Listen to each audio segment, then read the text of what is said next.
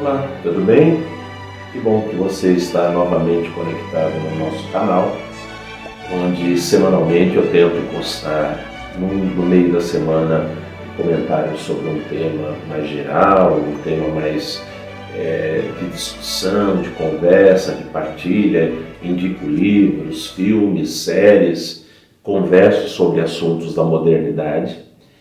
E no final de semana eu faço uma reflexão sobre o Evangelho do domingo da liturgia da missa.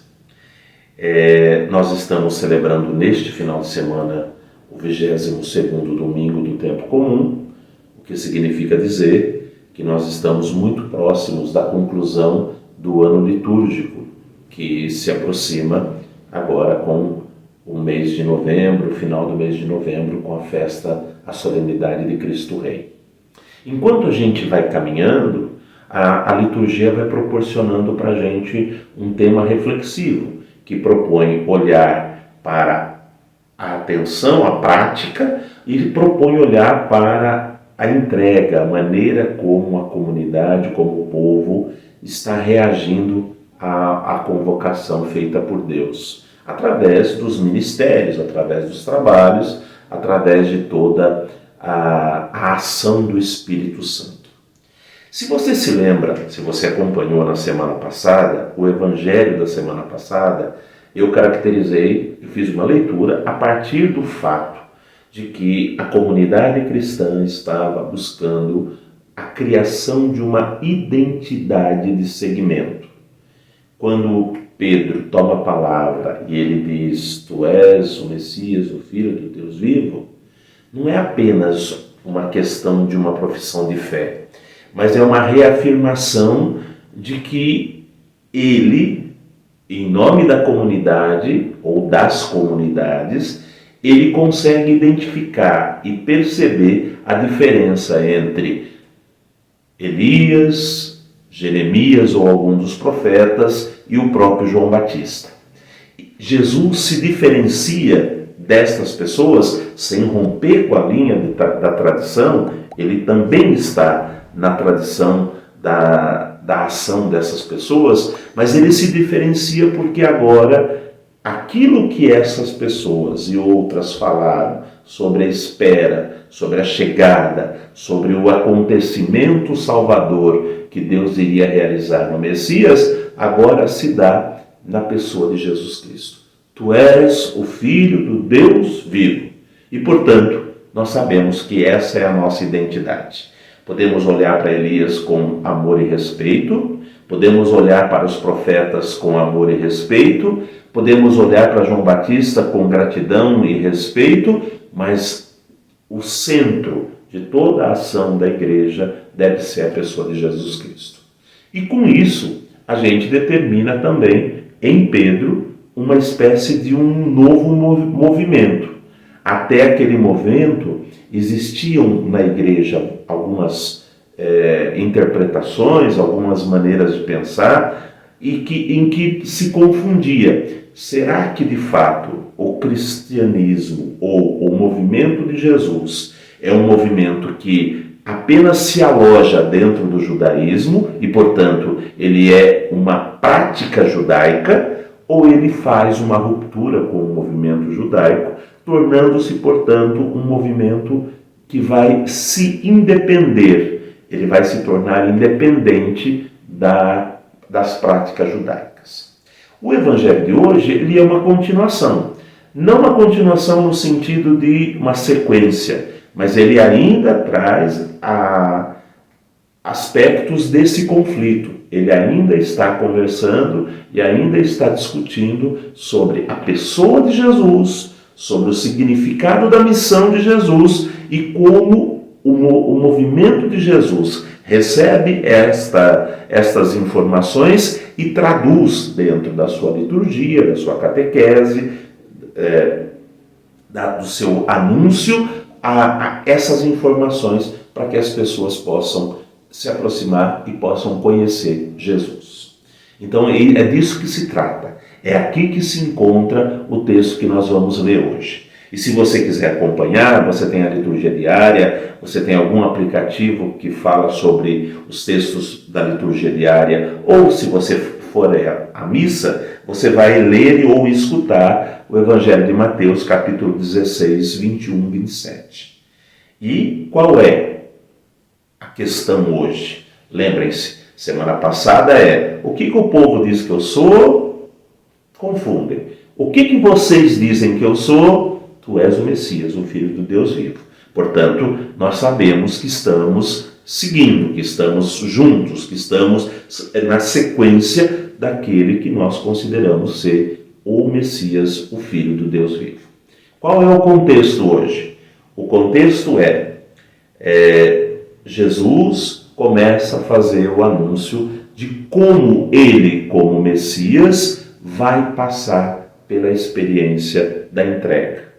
E aqui dá nó na cabeça das comunidades. Por quê? Se eu entendo, segundo o Evangelho da semana passada, que Jesus é o Filho do Deus vivo, portanto, ele tem não só poderes, mas ele também tem a proteção, o modo, a maneira como Deus, que enviou o Filho, portanto, nós reconhecemos que ele foi enviado por Deus, mas a maneira como o Pai vai cuidar do Filho.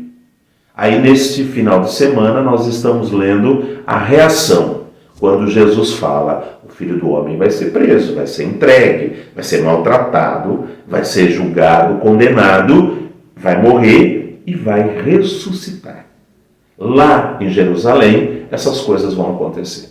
E aí as comunidades ficam muito perdidas diante disso, porque elas começam a dizer, mas não era para ser o contrário? O fato dele ser o Filho de Deus não deveria lhe dar uma camada de proteção onde ele próprio teria como se defender, ele teria como montar o seu exército, lembrando que a comunidade tem uma formação judaica e, portanto, tem aquela visão de que o Messias está diretamente relacionado com a força do exército que vai devolver o reino para Israel. Então essa é a visão que a comunidade tinha. Nós reconhecemos em Jesus o Filho de Deus vivo, é o Messias, mas nós sabemos que o Filho do Deus vivo deveria ter mecanismos para se defender. E se isso não bastasse, a ação de Deus em favor do seu Filho deveria ser definitiva. Então, Jesus está dizendo, não é isso que vai acontecer. Eu vou para Jerusalém, lá eu vou ser preso, vou ser maltratado, vou ser julgado, vou ser condenado, e lá vai acontecer também o acontecimento derradeiro da morte, eu vou também ressuscitar. E as comunidades falam, como que isso vai acontecer? Não faz sentido isso. Porque elas tinham um ensinamento, um aprendizado, um reconhecimento de que tudo aquilo que se tratava sobre Jesus deveria acontecer dentro da expectativa teológica que havia se criado em torno do Messias. O Messias não vai vir para morrer na cruz. Ele vai vir para expulsar os inimigos de Israel, retomar a identidade do povo de Israel e vai devolver o seu reino. Esta era a compreensão que se tinha. Em qualquer pessoa naquela época que tivesse uma formação judaica diria isso. Jesus está dizendo, judeu, está dizendo, olha, eu sou filho de Deus, Pedro reconheceu, a comunidade reconheceu, eu sou filho de Deus, mas vou passar por essa experiência. E é aqui que nós vamos perceber o quanto que a fala de Jesus cria nas pessoas, nas comunidades, uma reação de decepção, de tentar criar uma proteção. Deus não permita que isso aconteça. Se a morte está em Jerusalém, vamos na outra direção. O que Pedro verbaliza? Pedro diz assim, Senhor, não faz sentido o que o Senhor está falando. Então, para evitar que isso aconteça, já que o Senhor está falando que vai acontecer, e o movimento caia em descrédito, Então nós não vamos para Jerusalém, vamos para outro lugar. E aqui tem o corte de Jesus. Afasta-te de mim, porque você está pensando com a cabeça dos homens e não com a cabeça de Deus. Quando Jesus faz essa correção em Pedro, ele está corrigindo a igreja dizendo: qual é o medo de vocês? Qual é o grande problema de vocês? Vocês querem o Messias, vocês querem recuperar toda a tradição de Israel, vocês querem que a memória de Elias, a memória de Jeremias ou algum dos profetas, a memória de João Batista esteja aqui e eu seja o Filho de Deus, mas vocês não querem passar pelo tempo do amadurecimento, vocês não querem passar pela experiência de poder repensar as coisas a partir de um outro prisma teológico. E quando ele diz isso, ele vai dizer para Pedro: afasta-te de mim. Ele usa até o termo Satanás, porque ele está tentando dizer: olha, Pedro, a maneira como você está refletindo, e a comunidade também, porque lembrando, a voz de Pedro era a voz representativa da comunidade, vocês estão tentando dividir, vocês estão tentando fazer com que o plano de Deus seja filtrado pelas decisões de vocês. Vocês não estão aceitando que o plano de Deus, porque isso faz parte do plano, se realize de acordo com aquilo que Deus preparou. E é muito difícil para a comunidade perceber isso. E é muito complicado para a comunidade entender esse movimento. Porque a comunidade vai perceber que é muito mais contraditório do que eles estavam acostumados. Quando se pensava com a cabeça do judaísmo, se pensava com a cabeça muito simples e com uma lógica muito definida. Deus criou, Deus vai resgatar e vai devolver para Israel o seu reino. Era isso. O que Jesus está anunciando é que a nova lógica do reino é uma lógica de quem vai construir o caminho para recuperar o reino. E aqui você pode dar o significado político, o reino como lugar do povo viver, onde o povo possa ter o seu espaço. E aí, inclusive, hoje a gente, quando pensa no conflito entre Israel e a Palestina, a gente fica pensando que isso tudo tem a ver ainda. Por que os palestinos não têm o direito de ter a sua terra junto na terra prometida, uma vez que é da tradição, é apenas um ramo diferente da tradição? Por que não? Mas podemos pensar o reino também como uma construção mais coletiva e mais universal. O reino onde as pessoas vão poder viver e vão poder realizar o seu caminho, a sua história, a sua identificação, os seus projetos, os seus valores, respeitando mutuamente e construindo espaço para que cada sujeito tenha um lugar.